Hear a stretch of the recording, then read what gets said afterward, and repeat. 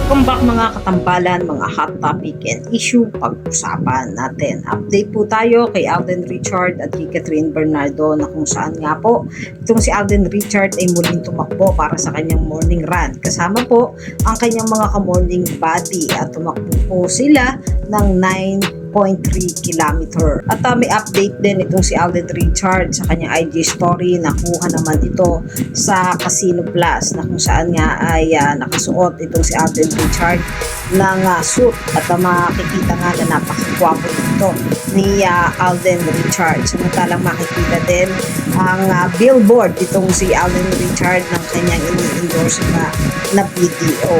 At bukod nga doon ay meron ding update kung si Alden na isang photoshoot niya sa Mega Entertainment. Ayan, nakikita napakaseryoso ni Alden Richard dito sa kuha niya dito.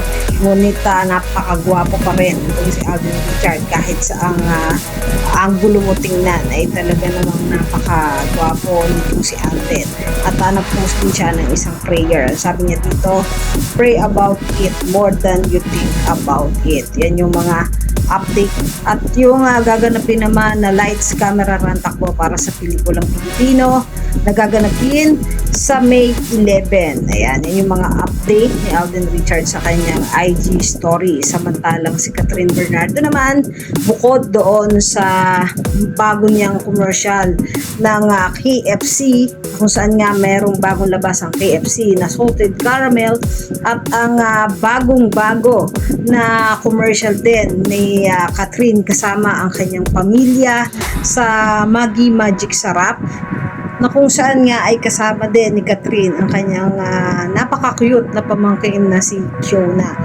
At kasama naman ni Kat ngayon ang kanyang kaibigan at ang coach na si Coach Mauro na ipinost naman ni Coach Mauro sa kanyang IG story. Yan yung mga update natin ngayon kay Alden at kay Catherine. Kayo mga katambalan, ano ang masasabi nyo? Comment lang sa comment section at pag-usapan natin.